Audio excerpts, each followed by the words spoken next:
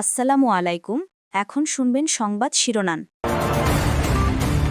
হজ ফ্লাইটের উদ্বোধন করলেন প্রধানমন্ত্রী তারেক রহমান। হজ যাত্রীদের দিলেন উপহার সামগ্রী, দেশ ও জাতির কল্যাণ কামনায় চাইলেন দোয়া। পরিদর্শন করেন হজ ক্যাম্পও। হাম উপসর্গ নিয়ে বাড়ছে মৃত্যুর মিছিল, একদিনে আরও 5 জনের মৃত্যু। টিকা ও সিরিঞ্জের যথেষ্ট মজুদ আছে দাবি স্বাস্থ্যমন্ত্রীর। ছুটির দিনেও তেল নেই বেশিরভাগ পাম্পে, লম্বা সিরিয়ালে নাজেহাল গ্রাহক। রেকর্ড পরিমাণ জ্বালানি মজুদ আছে দাবি প্রতিমন্ত্রীর। হরমুজ প্রণালী পুরোপুরি খুলে দিল ইরান। তেহরানকে ধন্যবাদ জানালেও নৌ অবরোধ প্রত্যাহার করেননি ট্রাম্প। ইতিবাচক প্রভাব পড়তে শুরু করেছে বিশ্ব অর্থনীতিতে। আসসালামু আলাইকুম। এতক্ষণ দেখছিলেন সংবাদ শিরোনাম, এখন দেখবেন বিস্তারিত। রাত 12:20 সৌদির উদ্দেশ্যে ছেড়ে গেছে প্রথম হজ ফ্লাইট। এর আগে রাত 11:30টায় হজ ফ্লাইটের উদ্বোধন করেন প্রধানমন্ত্রী তারেক রহমান। বিমানে উঠে হজযাত্রীদের সাথে কুশল বিনিময় করেন তিনি। প্রত্যেকের হাতে উপহার সামগ্রী হিসেবে ব্যাগ তুলে দেওয়া হয়, যার মধ্যে রয়েছে ইহরাম, সাবান, পানির পট, পেট্রোলিয়াম জেলি, মিসওয়াক ও আজওয়া খেজুর। এ সময় প্রধানমন্ত্রী সবার কাছে দেশ ও জাতির জন্য দোয়া করার আহ্বান জানান।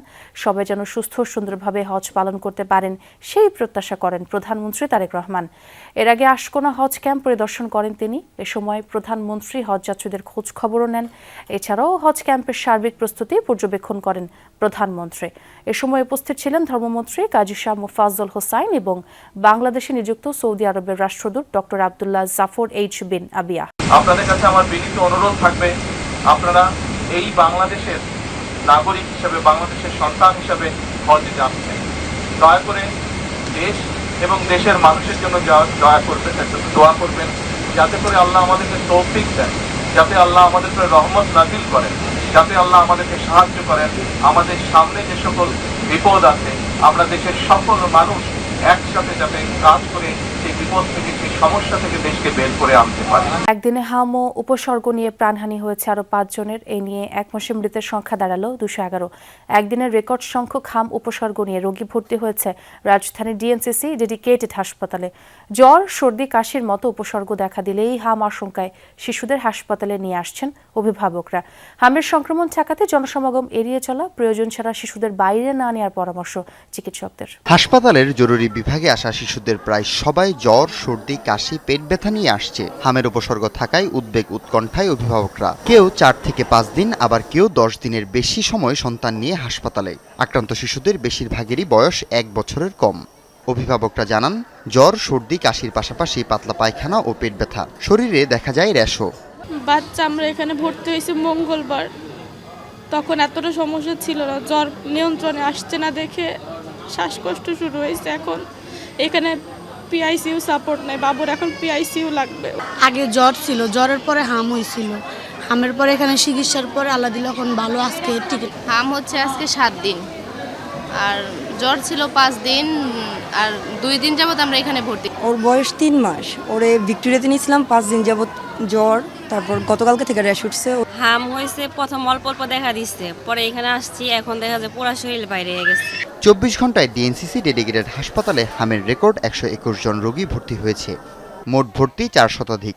চিকিৎসকরা বলছেন, রোগীর চাপ সামলাতে হিমশিম অবস্থা তাদের। আমরা নিজেরা স্যাটিসফাই হচ্ছি না, আমরা যেরকম তাদেরকে সার্ভিস দিয়ে অভ্যস্ত আমরা সেভাবে দিতে পারছি না। আমরা এরকম বাচ্চাও পেয়েছি যে 17টা হাসপাতাল ঘুরে ঘুরে আসছে। তো গার্ডিয়ানের জন্য প্লাস বাচ্চার জন্য এটা খুবই হয়রানি, এবং মানে বাচ্চাটা ধীরে ধীরে তো অসুস্থ হয়ে যেতে থাকে আরও বেশি। এরকম ভোগান্তি যাতে না হয় সেজন্য আপনারা আগে থেকেই পূর্ব প্রস্তুতি নেবেন। গত 1 মাসে দেশে হাম ও উপসর্গ নিয়ে মৃত্যু হয়েছে 2 শতাধিক শিশুর, আর আক্রান্ত ছড়িয়েছে 20,000। সংকট দিন দিন জটিল হচ্ছে, বাড়ছে হাহাকার। ছুটির দিনে বন্ধ বেশিরভাগ পাম্প। খোলা থাকা ফিলিং স্টেশনগুলোতে হাজার হাজার যানবাহনের সারি।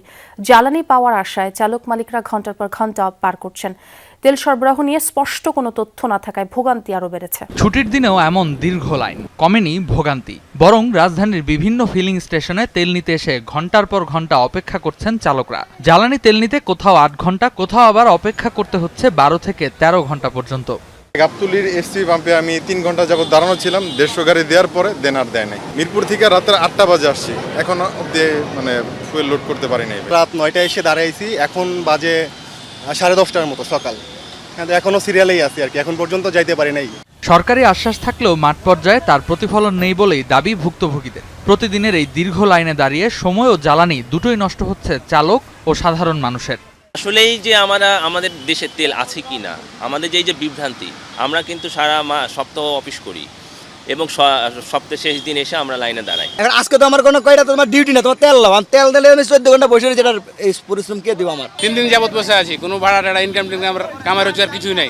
আজকে যে পরিমাণ কষ্ট করা লাগছে, গতকালকে আমি রাত্র 2টায় দাঁড়াইছি আর এখন তেলে এখনো যাইতে পারি নাই আর কি। শুক্রবার সকাল থেকেই শহরের বিভিন্ন পাম্পের সামনে দীর্ঘ লাইন দেখা যায়, যা ছড়িয়ে যায় আশপাশের অলিতে গলিতেও। চালকরা বলছেন রাজধানীর অনেক ফিলিং স্টেশন বন্ধ থাকায় চাপ বাড়ছে চালু থাকা পাম্পগুলোতে।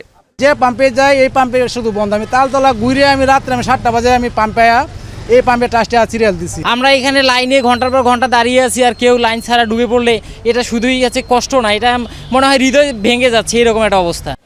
এদিকে এক এক পাম্পে তেল দেয়া হচ্ছে এক এক নিয়মে। কয়েকটিতে ফুয়েল পাস অ্যাপ চালু থাকলেও বেশিরভাগ পাম্পে অগ্রাধিকারের ভিত্তিতে দেয়া হচ্ছে জ্বালানি তেল। সংশ্লিষ্টরা বলছেন অকটেন ও পেট্রোলের চাহিদা বেড়ে যাওয়ায় পরিস্থিতি আরও জটিল হয়ে উঠেছে। দ্রুত সরবরাহ স্বাভাবিক না হলে ভোগান্তি আরও বাড়বে। যুদ্ধবিরতির অবশিষ্ট দিনগুলোর জন্য পুরোপুরি হরমুজ প্রণালী উন্মুক্ত রাখার ঘোষণা দিয়েছে ইরান। সামাজিক মাধ্যমের পোস্টে দেশটির পররাষ্ট্রমন্ত্রী আব্বাস আরাকচি এই ঘোষণা দেন। ধন্যবাদ জানিয়ে পাল্টা পোস্টও দেন মার্কিন প্রেসিডেন্ট ট্রাম্প। তবে ওয়াশিংটন জানিয়েছে চূড়ান্ত চুক্তি হওয়া অবধি ইরানের ওপর থেকে নৌ অবরোধ সরাবে না যুক্তরাষ্ট্র। এদিকে হরমুজ প্রণালী খুলে দেওয়ার ঘোষণার পর উল্লেখযোগ্য হারে কমেছে অপরিশোধিত তেলের দাম। বিশ্বব্যাপী শেয়ার বাজারে দেখা যাচ্ছে ইতিবাচক প্রবণতা। হরমুজ প্রণালী এই সমুদ্রপথ দিয়েই বিশ্বের মোট জ্বালানি তেলের 20% পরিবহন হয়। মধ্যপ্রাচ্যে যুদ্ধ শুরুর পর থেকেই কার্যত বন্ধ হয়ে পড়ে এই জলপথ। জ্বালানি তেলের মূল্য বৃদ্ধি সহ নেতিবাচক প্রভাব পড়ে বিশ্বের প্রায় সকল দেশের অর্থনীতিতে। চলমান যুদ্ধবিরতির মাঝে এ নিয়ে অবশেষে কিছুটা স্বস্তির আশ্বাস দিয়েছে ইরান। সামাজিক মাধ্যমের এক পোস্টে দেশটির পররাষ্ট্রমন্ত্রী আব্বাস আরাকচি জানিয়েছেন, যুদ্ধবিরতির বাকি দিনগুলোতে সম্পূর্ণরূপে খোলা থাকবে হরমুজ প্রণালী। ইরানের পূর্ব নির্ধারিত পথ দিয়ে নির্বিঘ্নে চলাচল করতে পারবে সকল দেশের বাণিজ্যিক জাহাজ। তবে এ পথে জাহাজ চলাচলে দেশটির বিপ্লবী গার্ড বাহিনী IRGCর অনুমতি প্রয়োজন হবে বলে জানিয়েছেন ইরানের এক কর্মকর্তা। যুক্তরাষ্ট্রের পক্ষ থেকেও এসেছে ইতিবাচক সাড়া। ট্রুথ সোশ্যালে ইরানকে ধন্যবাদ জানিয়ে পোস্ট করেছেন মার্কিন প্রেসিডেন্ট ডোনাল্ড ট্রাম্প। অবশ্য চুক্তি না হওয়া অবধি ইরানের জাহাজ চলাচলে নৌ অবরোধ জারি থাকবে বলেও ঘোষণা দেন তিনি। ট্রাম্পের দাবি, হরমুজ প্রণালীতে সামুদ্রিক মাইন সরানোর কাজ করছে ইরান ও যুক্তরাষ্ট্রের সামরিক বাহিনী। হরমুজ প্রণালী খুলে দেওয়ার ঘোষণার পরক্ষণেই বিশ্ববাজারে কমেছে তেলের দাম। মার্কিন গণমাধ্যম NBCর প্রতিবেদন বলছে, এরই মধ্যে 11% কমে ব্যারেল প্রতি প্রায় $88 দাঁড়িয়েছে আন্তর্জাতিক বাজারে অপরিশোধিত তেলের দাম। হিটিং অয়েল ও গ্যাসের দামেও এসেছে কমতি। চাঙ্গা হয়ে উঠেছে বিশ্বব্যাপী শেয়ার বাজার। ইসরায়েল ও লেবাননের মধ্যে 10 দিনের যুদ্ধবিরতির পর হরমুজ প্রণালী পুনরায় খুলে দেওয়ার ঘোষণা দেয় ইরান।